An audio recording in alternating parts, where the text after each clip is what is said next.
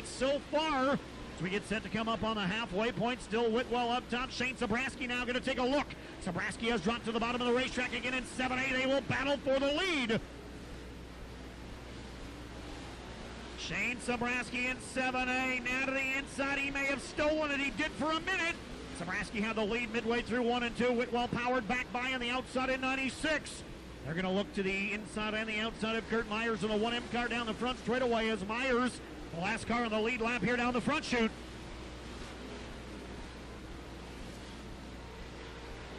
Whitwell to the top, Sabraski to the bottom, Stormy Scott lurking a solid third. Whitwell has now dropped to the bottom of the racetrack. He's going to try to clear Myers down there. They'll come off the turn side by side. Myers holding on to his lead lap spot for now.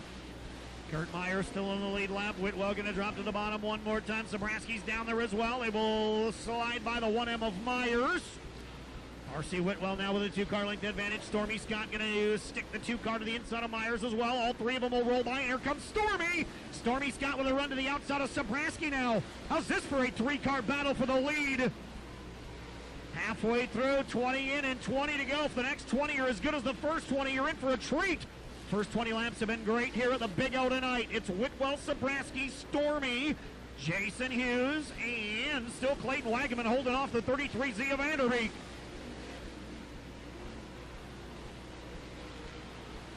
R.C. Whitwell, Shane Sabraski continue to duke it out here at the front of the field. Who's going to get through lap traffic better? Sabraski to the bottom, Whitwell to the top, down the front straightaway.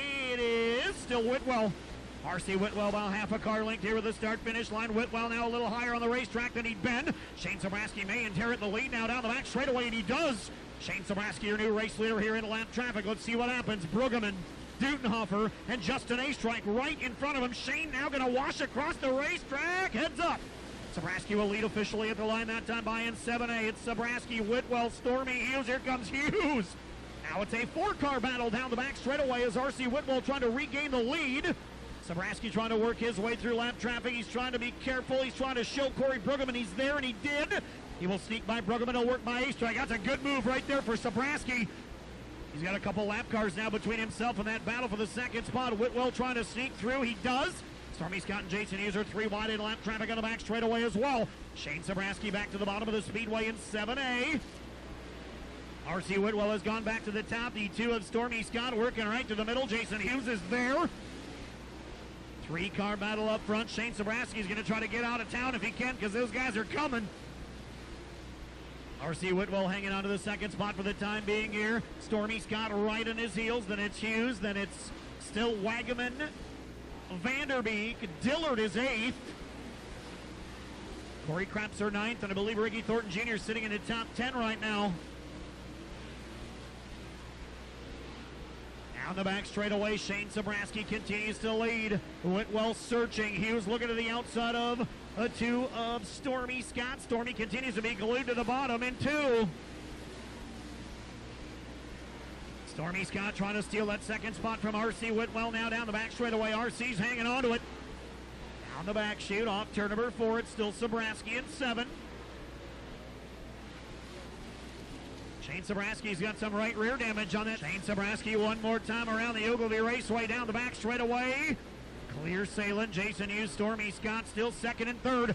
Ladies and gentlemen, his first ever USMTS modified victory. Shane Sabraski wins it in 7A. The helmet, ladies and gentlemen, how about it, your winner, Shane Sabraski?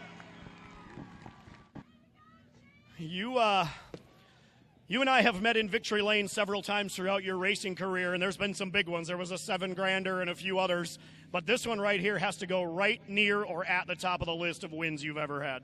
Yeah, it definitely is, man. We're coming over here tonight, and I drew bad for the heat race, and I was like laying down in the hauler, feeling sorry for myself, and man, did it pay off. It's one of the biggest ones for sure. I mean, just talk about this. Obviously, you run here regularly. You've got a lot of laps around this place. You've had a good season behind the wheel of this race car anyway, but these guys come to town. It is not very often that a local guy beats up on them as bad as you did tonight. I guess I have no idea what I won by or anything, but yeah, this car has been awesome all year for us, and thank you, David. He's here tonight, so that was awesome that I could do this tonight. Talk about, when you come in, when these guys come in, I know a local guy wants to protect his home turf, right? That's kind of the deal no matter where you go. You want to make sure you have a good showing when the out-of-town guys come, in front of your fans, in front of your family, in front of your sponsors, whatever.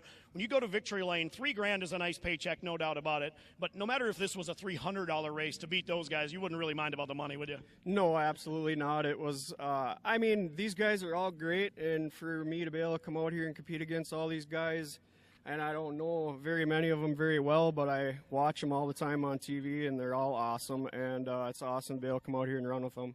Talk about this racetrack tonight. 3, 4, 5, 9 wide, 40 laps, no yellows. What a racetrack. Yeah, the track was unbelievable, so Wagmans and Nate and whoever takes care of this place, this is the best I've seen it all year for sure. It was racy and just a lot of fun. Thank your sponsors. West Metro, I could not do it without him, so thank you, Jeff, and he's not here tonight. I really wish he'd have made it. And Butchie, thank you. He owns the Express Tech Services. Jeff is the West Metro. Anyways, yeah, both of those guys, thank you very much. My crew guys, Glenn, Trevor's helping me tonight. Tony's back home. My kids, my wife, everybody does a lot, and I appreciate everybody. I won't be able to do it without them. First time USMTS winner. How about it, Shane Sabraski in 7A?